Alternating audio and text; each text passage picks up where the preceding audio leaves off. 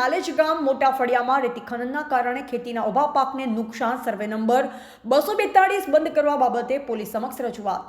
ઉપરોક્ત વિષયના અનુસંધાનમાં લખી જણાવવાનું કે છોટાઉદેપુર જિલ્લામાં આવેલ છોટાઉદેપુર તાલુકાના ગામ નાલેજ ફળિયામાં લગાતાર રાત અને આખો દિવસ રેતી માફિયા કોઈપણ ડર વગર ઓરસંગ નદીમાંથી છેલ્લા 2 વર્ષોથી રેતીનું બેફામ ખોદકામ અને વેચાણ કરે છે, જેને તંત્ર દ્વારા તાત્કાલિક વેચાણ અટકાવવામાં આવે તેવી ગ્રામ લોકોએ માંગ સાથે છોટાઉદેપુર પોલીસ અધિક્ષકને ઉદ્દેશી છોટાઉદેપુર તાલુકાના છોટાઉદેપુર પોલીસ મથકે લેખિત અરજી કરી હતી।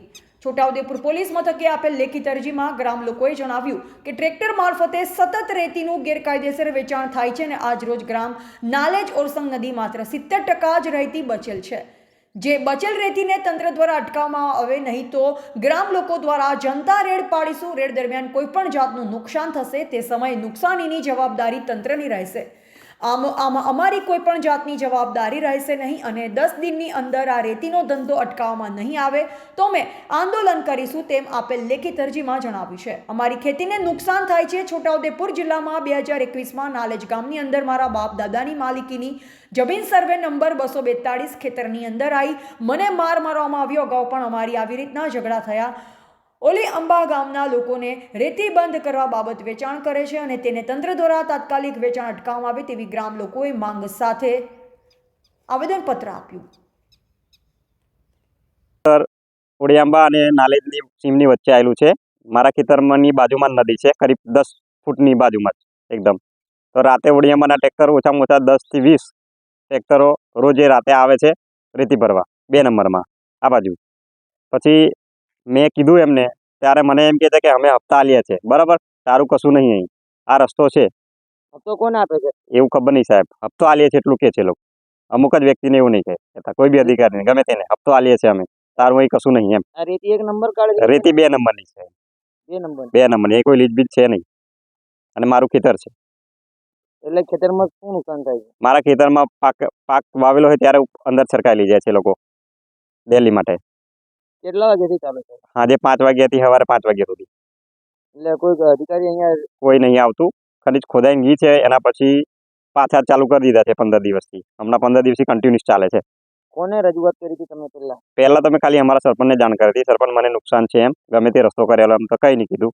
આ લોકો શું પછી મેં ટ્રેક્ટર વાળાને બી કીધું કે ભાઈ આવી રીતનું નહીં આવવાનું, મારું ખેતરમાં નુકસાન થાય છે, તો કે અમે હપ્તો આલીએ છે, એમ છે તેમ છે, એવી વાતો કરે લોકો। વાળાને કહેવા જવું છું તો મને મારવાની ધમકી આલે છે, નહીં વાવા દેતા અને બહુ દાદાગીરી કરે છે। એમાંથી કોઈના નામ તો સાહેબ હવે શું છે, બધા અટફટ્યા હોય, બધા હામટા માણસો એટલે ખબર નહીં પડે। એમ તો બાજુમાં એક છે અહીં કોઈ ભાવસિંહભાઈ કરીને, મને મારવાની ધમકી આલે છે।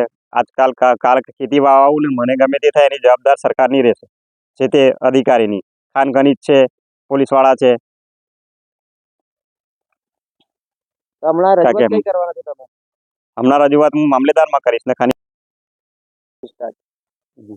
મારું ગામ નાલેજ છે, ઓડિયાંબાની સીમની બાજુમાં આવેલું છે। મારા ખેતર ઓડિયાંબાની સીમની બાજુમાં આવેલું છે, એની બાજુમાં નદી। રાતે આખી રાત ટ્રેક્ટરો ચલાવે છે અને મારે ઉનાળાની સિઝન છે, હમણાં મારે મગફળી વાવવાની છે, તો મને વાવા નહીં દેતા અને દાદાગીરી કરે છે અને મારા ખેતરમાં છરકાવે છે ડેલી।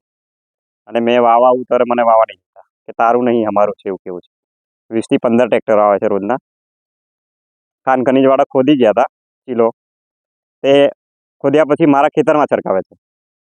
પછી મેં કીધું મારા ખેતરમાં હું કામ છરકાવો, તો એમની જાતે ખેડીને જતા રહ્યા છે પૂછ્યા વગર। કેટલા વાગે ટ્રેક્ટર ભરાય છે? સાંજે 5 થી સવારે 5 સુધી। એટલે કયા ગામના હોય છે? ઓડિયાંબાના।